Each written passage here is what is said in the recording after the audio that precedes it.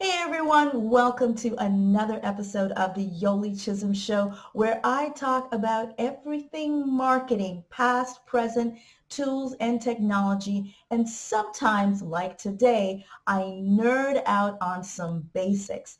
Today I'm going to take you through my favorite 10 or 12 slides, just visuals, for you to use to explain to anybody, even your grandma, about B2B marketing. But do not be fooled by the simplicity of these slides, because the conversations that these slides can draw out will sometimes separate the amateurs from the professionals. Let's get into it.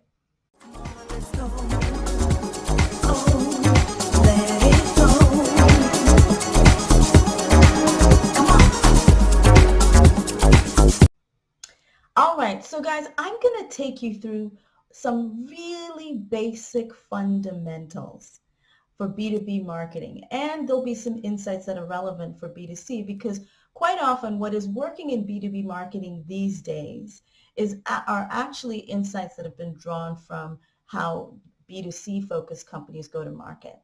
But they are really, really the basics. However, what I have found is that when it comes to diagnosing what is wrong with a business, or if a business is stagnating, or if growth has not been at the velocity that really a company should be having, it really helps to just go back to the fundamentals. And so for some of you senior marketers and business people, this will be like, duh, super obvious. But for some of you, it actually they might be good reminders as you are thinking about new plans for the coming year and looking for ways that you might diagnose and optimize your business. It helps to just have a little reminder. Now, what you'll go through is what I call a mashup. These are a mashup of visuals that I've captured over the years from one of my favorite sources of insights. It is not marketing gurus. It is not, other founders.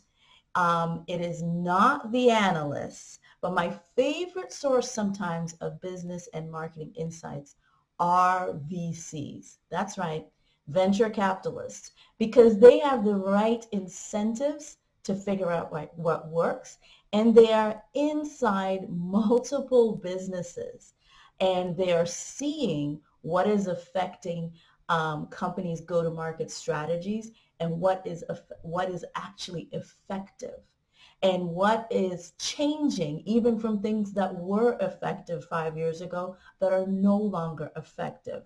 And so I will shout out all the VCs that I captured these particular slides from. So please enjoy the mashup and engage in the conversation.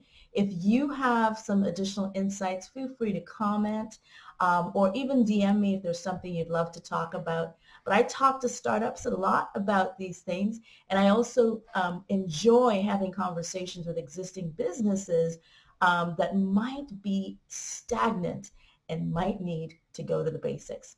So let's get into it. So the first slide I'm going to take you guys through is this beautiful slide that I should give credit to David Scott at Matrix Partners for. Now, I love the simplicity of this slide because it really shows the difference between a balanced business model and a business model that is not in balance. And the two KPIs, the two factors that you're looking at that impact how well your business model is balanced is the CAC, the cost to acquire a customer, versus LTV, lifetime value, how much money you can expect to get from that customer. Now, when you think about LTV, the questions you want to be asking yourself is, if you have a low LTV, why are people churning? That means you probably have a high churn rate. They're canceling their subscription, or they're canceling their service with you, or they're not upgrading from maybe the free product into the paid product. And so when you think about LTV, you want to ask yourself, Are you measuring customer satisfaction? Do you have a mechanism to measure CSAT?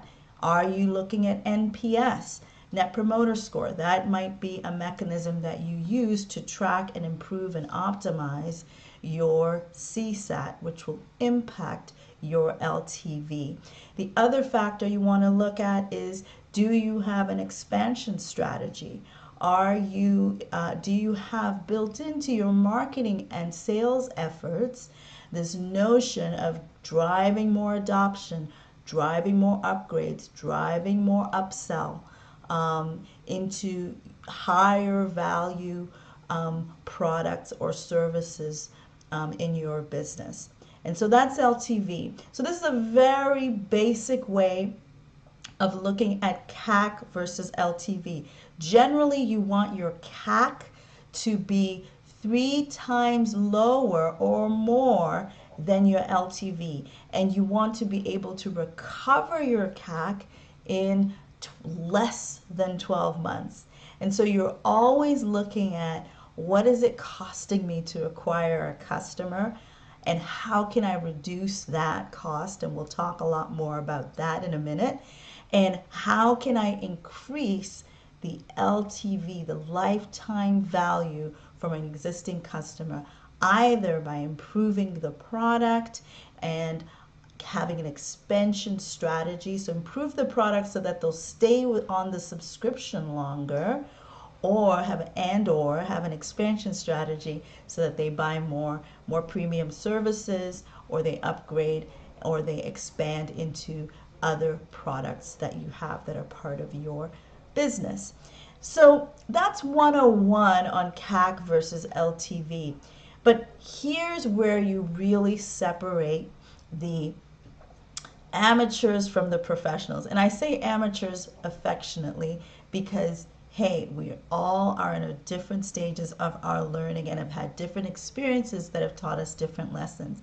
Now, here's what more sophisticated and more experienced marketers and salespeople and business people know, is that you cannot conflate CAC with CPA. Sometimes what happens in less mature organizations is that they're actually conflating these two. CAC, the cost to acquire a customer, versus the cost per acquisition. Now, they are very different metrics, and I love these visuals that I got. Credits to Andrew Chen from Andreessen Horowitz, and where he gives you great visuals to explain very simply and directly the difference between CAC and CPA. So if you look over on the left-hand side here and look at Dropbox, so they would look, in their example, CAC would likely refer to the cost to acquire a paying customer.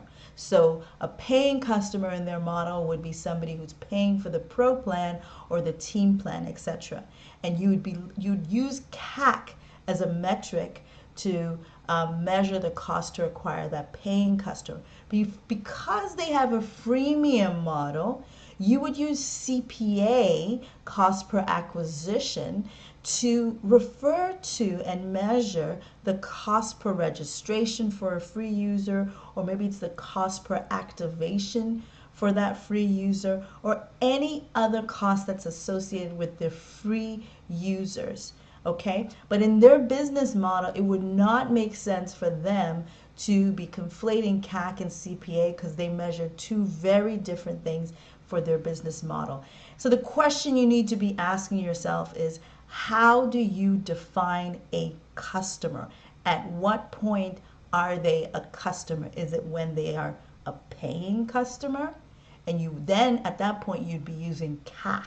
If they're not a paying customer, does it make sense in your business model to use CPA as a measure? So in the case of HubSpot here, that is a B2B SaaS product, CAC for them would be CAC, the cost to acquire a paying user, for they have a tiered model. So for the basic plan, there'd be a specific CAC for Pro and for Enterprise. But CPA might refer to, because they're B2B SaaS, they have a sales pipeline. They probably have an inside sales team and a marketing team that is focusing on driving anonymous users to become known leads and marketing qualified leads if they're using marketing automation. So they would have CPA referring to cost per lead, or cost per sales qualified lead, or cost per trial if they have a free trial on their website, which a lot of B2B SaaS businesses do. And so CPA and CAC would be two completely different numbers. If you look in the case of Facebook, where they have a free product, but essentially for them, a paying customer is an advertiser. So CAC would refer to the cost to acquire an advertiser, but they might use CPA for the cost to acquire a paying new registrant, right? Or activating a new user. They would use CPA in that case. So I love these visuals, very simple, easy for you to explain to anybody, that they don't have to be in marketing in order for them to understand this. So credit to Andrew Chen from Andreessen Horowitz. The other mistake he says people make, so the first one is conflating CAC with CPA. The other one he talks about is not taking into consideration the sales cycle length. This one is huge, but it is a bit of a pain to build into your calculus, but you will feel the pain of making bad decisions if you do not build this into your calculus. So in B2B businesses, for example, sometimes the sales cycle can be a month or 2 or even 9 months. And if you are judging your marketing by how much it's costing to acquire that customer in that month, you will have the wrong calculus and you'll make wrong decisions. If you are not baking in the length, the sales cycle length into your calculation, and he's got some really good simple visuals. So let me kind of navigate you through this. So over on the left hand side, he shows you how, Dropbox and HubSpot, right? From the initial sign up for Dropbox to the upgrade to Pro or Team, that might be a year. It might be never. It might be 2 years, depending on who this is, right? If it's a musician that's using this to store their song files, they might upgrade, maybe they'll upgrade, in a year. If it's a graphics designer or an agency business that's using Dropbox, they might upgrade in 3 months, or in a month. For example, with HubSpot, they might have a three month, sales cycle. It doesn't matter. But the point is, if your math to calculate CAC is just the simple math, which you see in the middle here, of total marketing expenses plus total sales expenses divided by new customers acquired, which typically happens in the month, your math will look like this table with the red cells highlighted. Let's say your target CAC was $125. You would say that the marketing activities we did were ineffective because the CAC is too high, and you might optimize yourself out of those marketing tactics.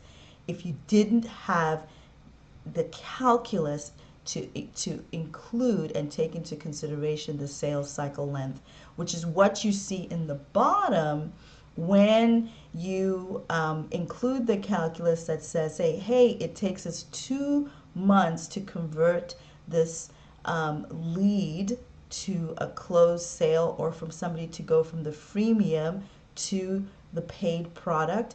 And so when you actually evaluate the marketing tactics that you used to drive that customer with the new calculus, you see that the CAC was actually $111, which is way below the target you had of $125. You see that? So you might be making some incorrect decisions, and looking at your data incorrectly if you're not taking into consideration the sales cycle. So over on the right hand side is really what the formula should look like. So not only should it incorporate the total marketing and sales expenses, but it should incorporate the calculus to include the sales cycle length. And you'll see that the numbers and marketing would be looked at quite differently if the sales cycle is included. And so your math, this might be something that you might want to go back to. If it's not something that you've been doing, you might want to sort of optimize and have both views so that you can make good decisions about your marketing. So Andrew also has, what I call CAC hardcore, and this is being a little bit more hardline about what is included in your sales and marketing expenses. Some companies I'll see do not include the overhead or the cost of tools, and it kind of gives this false sense of security about your marketing. I think at the very least you should be looking at both views. You should be looking at fully loaded CAC as well as sort of your CAC, less overhead, less people, etc. But if you want to have a hardcore view of what it's really costing you to do business, then you can have a fully loaded CAC, which is marketing plus sales. He also does go to point out that for some businesses, you really also need to be thinking about including the cost of developing the product. Especially if you're heavy service oriented, or in the case of Shopify, of Spotify here, where the product is free, but there is a cost to develop that free product and support the free product, they should be looking at that in their CAC.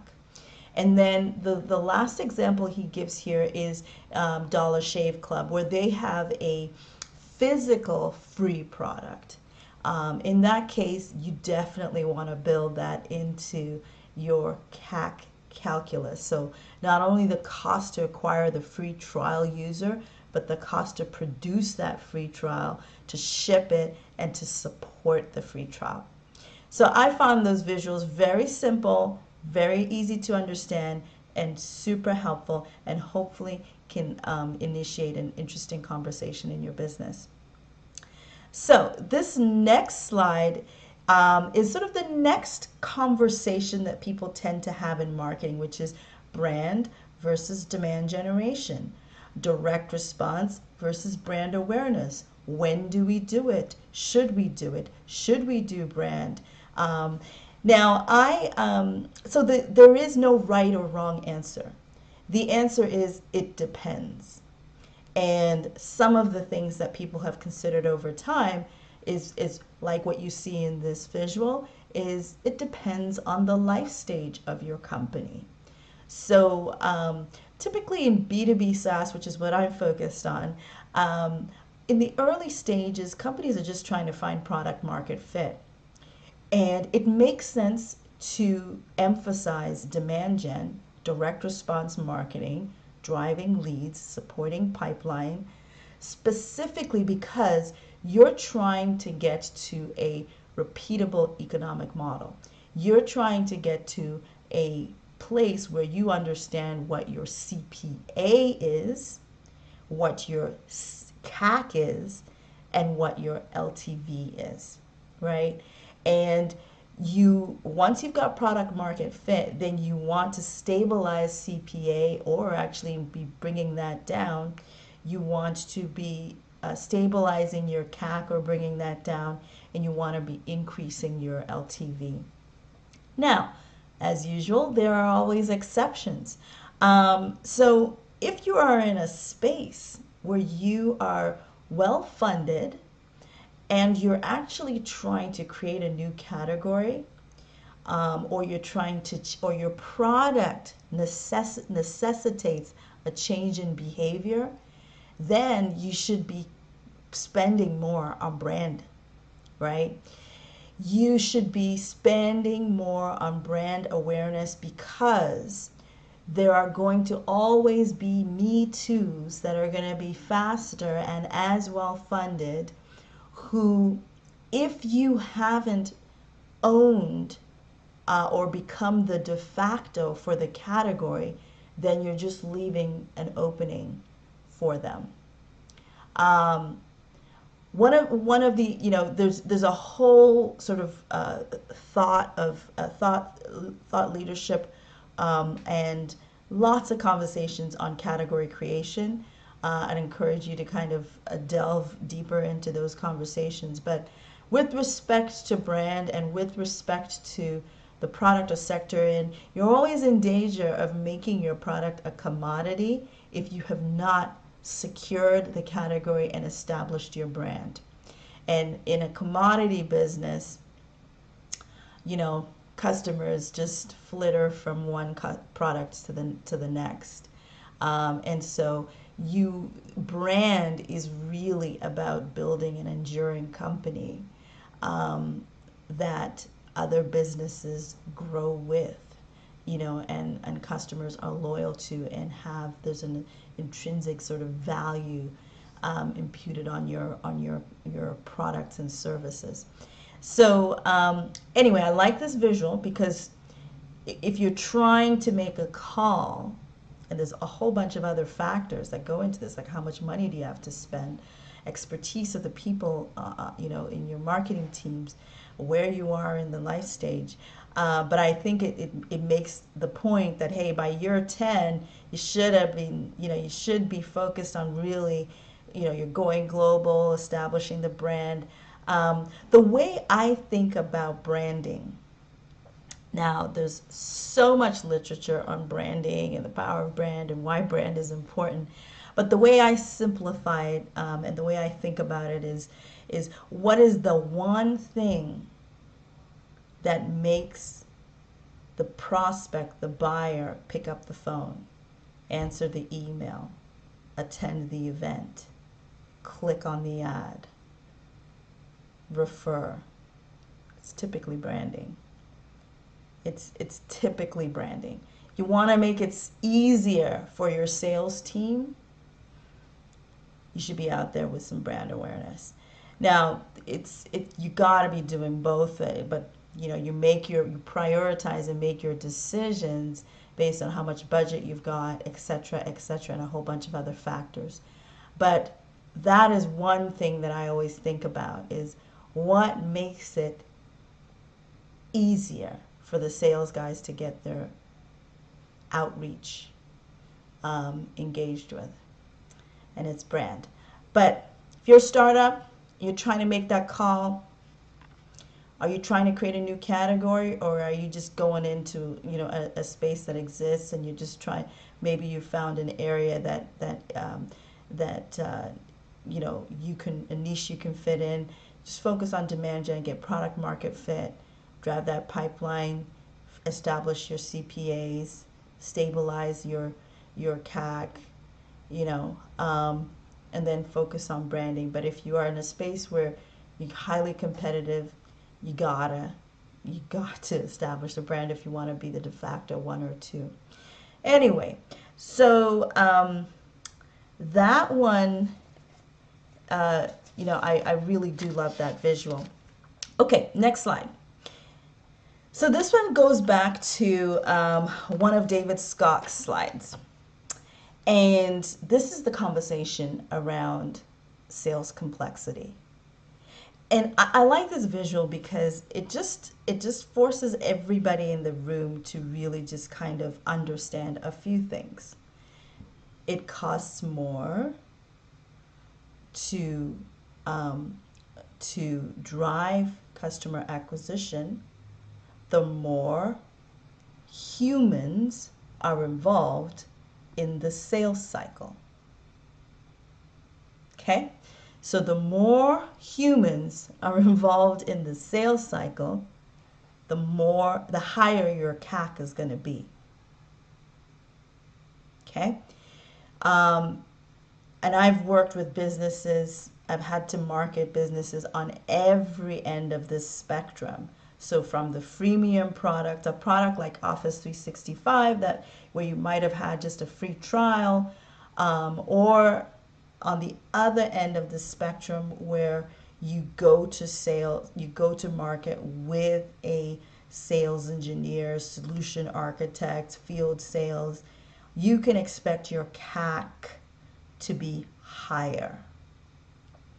And your CPA will also be higher.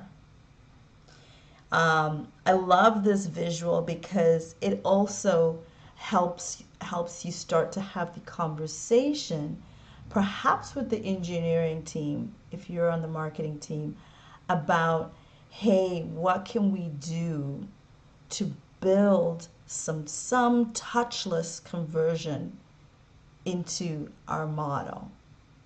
You know, is there a way we can create a demo environment that's public, or we can get people to test drive the product, or they can have even a free version, a light version, and that gives them some features, etc., etc. But seeing this in the context of CAC and in the context of how much it's going to cost you to, how complex the sales cycle is, and how much it's going to cost you typically to drive a customer, is very helpful, I find. Okay. Now this one is my favorite visual, because essentially you can build a whole marketing plan off of this visual, and it can help you diagnose what you do or don't have, and what you should and or shouldn't, should stop doing, or what you should consider optimizing, or what you should consider adding into your go-to-market strategy. So the way to read this, and this is tied to the very first slide I showed you, where it showed you a out of balance model with a balanced model. These are the things that help you balance your business model. Over on the left-hand side, the things that help you lower your cost to acquire a customer: viral effects, inbound marketing, having a free product, open source APIs, plugging into those developer communities, free trial, touchless conversion, anything where there's fewer human beings involved will cost less to drive the customer, having an inside sales team versus a full-fledged field sales team in between, channel strategy. Do you have strategic partnerships where you can piggyback off of other people's customer base or membership or marketing channels? I'm a huge fan of strategic partnerships. Those things can bring your CAC down. The things that can bring your lifetime value up, we've talked a little bit about. Obviously your recurring revenue can be improved by an improved experience, reducing churn, having scalable pricing, as you enable upgrade or premium services, cross-sell and upsell into other products and services, product line expansion, and then lead gen for third parties. If you end up having built this experience that has a ton of eyeballs, or even if you have niche specific customers that are ancillary target customers for an ancillary product, that are the same target customers for another business's ancillary products, that might be something you might consider building in as a new revenue model for yourself. Anyway, lots to talk about in this slide. You can have a lot of discussion with your team and the rest of the business. One of my favorite slides. Thank you, David Skok from Matrix Partners. All right, this one is from Martin Casado. This is from a talk that he gave on YouTube, that is very, very nerdy, very interesting. I'm going to show you a couple of snips from his presentation. Basically, the spirit of his talk was really that, hey, The way B2B companies go to market is changing. Looks very much like B2C companies. There's some things you need to understand and watch out for. And I found these visuals super helpful. The way he explains the new model that a lot of B2B businesses are going through, that is very unlike the way traditional B2B businesses go to market, is, they'll start with focus on a simple use case, one pain point that they're trying to solve. They get bottom up adoption because they're doing things like inbound marketing, all that stuff that I said drives the lower CAC. So they have a touchless, conversion free product, mostly free product, like Slack, Atlassian, those companies use this model. Bottom up adoption, they get millions of users, and it becomes a well-known brand, and then they overlay sales. Then they think about developing a field sales organization. Then they think about developing the complexity into the product. Huge and very effective strategy, particularly when the growth levers are built into the product. So they've got that viral sort of network effects happening in the product.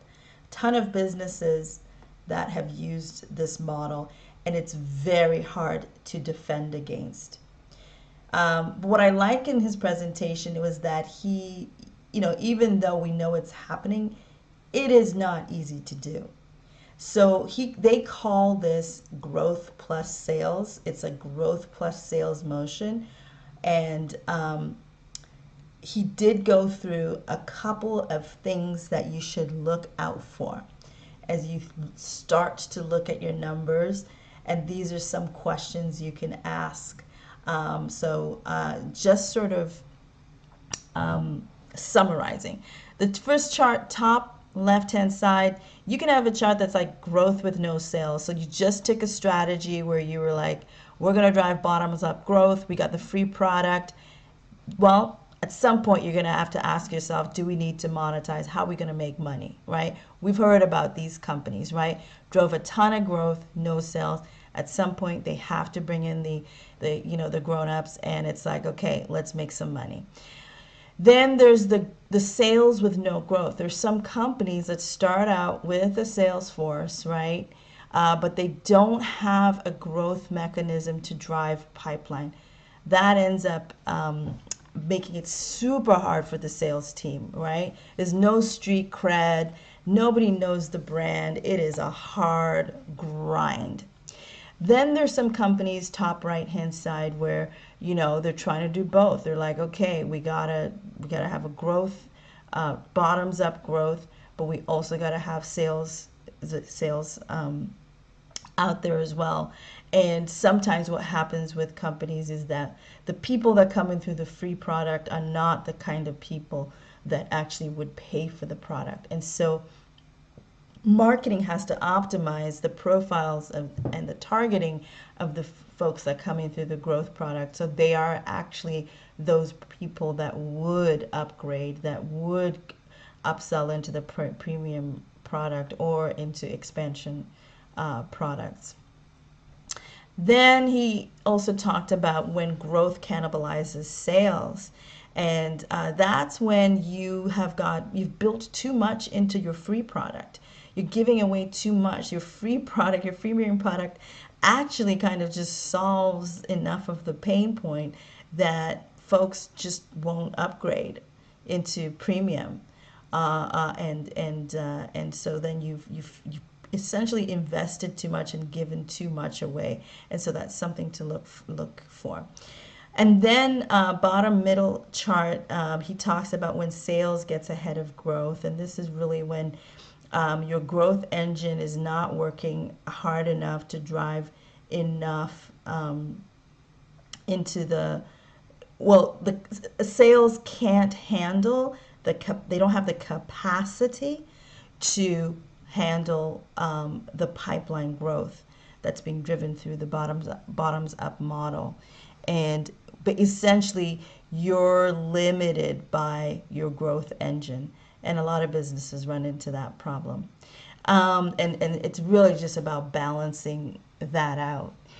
And if you get into if you have an economic model that understands that and has taken that into consideration in terms of projections of when we're going to hire, etc., how fast we can expect pipeline to come in and when should we be sort of fully hired, la la la. All of that is taken into consideration. And then the last bottom right hand side is when sales ruins growth purity. I like how he put this. He was basically just saying that sometimes the growth of the freemium product is brought on just by popularity and really just like a huge fan base that thought the product was cool. But then as soon as you make the product more complex and then bring in a sales force, it loses its cool factor and kind of stalls out growth in the business. So I thought those were good visuals to just kind of, as you start to diagnose and look for areas in your business where you might, this is a good sort of conversation starter. Love these visuals. Okay, this next visual is just around the conversation around inbound versus outbound marketing. By now, every marketer knows they've got to be doing some inbound marketing.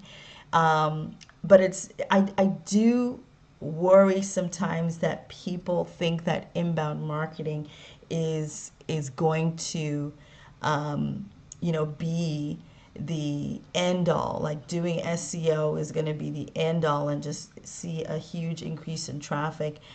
It's important to understand the characteristics of each type of marketing and when to use them and when they should really be combined. And really, this slide, I think, calls out the value of integrated marketing. Because what we really need to do is be doing it all, essentially. But it does help you prioritize and think about how you should be resourcing your team, etc. So inbound marketing is all the marketing you do to create the pull effect to attract leads. So you're blogging, having a solid blog, having your all of your content SEO enabled, so you show up in search, and so you're driving traffic. Doing things like podcasts, making sure you have multiple formats for all of your content, having solid life cycle marketing. All of that is inbound marketing. Now, the characteristics of it is that it's slow to show results, right? It's harder to measure, tends to be impersonal. The positives of it is that it's cost effective and it's unintrusive, which is why it works. Because it ends up being quite contextual and it's broad. And what I like about inbound marketing tends to be, particularly the content aspect of it and SEO, is that it's evergreen traffic. Okay, always on, right?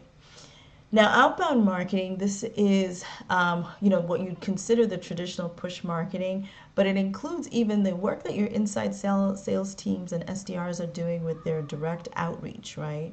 They're cold calling, they've got, email marketing going, they've got, your events teams are going to trade shows, setting up demos, etc. All of that is outbound marketing. TV commercials, radio ads, all of that content is outbound marketing. Now, and it is intrusive. It tends to be like ads, for example. They tend to be quite expensive, and they tend to be ineffective on their own. Like if you're not doing that in combination with content marketing, for example, thought leadership, blogging, etc., outbound marketing tends not to be as effective on its own, but it is easier to measure, right? You're able to see the ROI right away, and you're able to sort of optimize your CPAs. And it can be personalized. The technology has evolved so that you can personalize ads, and all of the innovation that we've seen with things like programmatic, real-time bidding, and retargeting, etc., is all part of outbound marketing. Other things you need to be thinking about when you think about inbound versus outbound marketing is, what stage in the buyer's journey should you, sort of be deploying your inbound marketing versus your outbound. And for so if you think about this, what you're selling and the sales complexity, the deal size, the product type, is yours a product that requires customization, then you need to be doing more outbound marketing, right? You need to be out there doing demos, showing people how, evangelizing the category. That's going to be outbound marketing. If you are selling a product that's like average deal size is over $100,000, you need to be having outbound marketing in your marketing mix. So these are all the things that you need to be thinking about. But I like this visual because, good conversation starter, right? What should we have in our marketing mix? What is our data telling us? Are we doing integrated marketing? Are we over-reliant on our inbound marketing? How should we be allocating our budget so we have a balanced marketing mix, etc., etc. The next slide is another factor that you should be thinking about. Your conversion rates, the tactics that have high conversion rates, and the tactics that have a faster close rate. I love these next two visuals because of the data and the insights that they imply. This was a study done by Implicit, plug-in into Salesforce, where they looked at hundreds of companies, B2B SaaS companies, looked at real data to see what were the tactics that were actually driving the closed sales. Where did those leads and those customers originate, and what were the channels and engines that essentially drove the fastest close rate. And what you see is customer and employee referrals. So having a referral marketing program is by far the best converting tactic and has the fastest close rate. This is a digitized word of mouth, right? And we should not be surprised. Word of mouth has, since time immemorial, right? It's still the number one marketing tactic. And referral program is essentially a digitized version of that. And then you see website. Second, right? Your website needs to be a sales engine. Have you acknowledged that the customer has changed? Customer knows and has much more information than they ever did before they land on your website. Is your website designed in such a way that it acknowledges that, or are you telling them the same stuff that they've already figured out from reading reviews of 10 of your customers?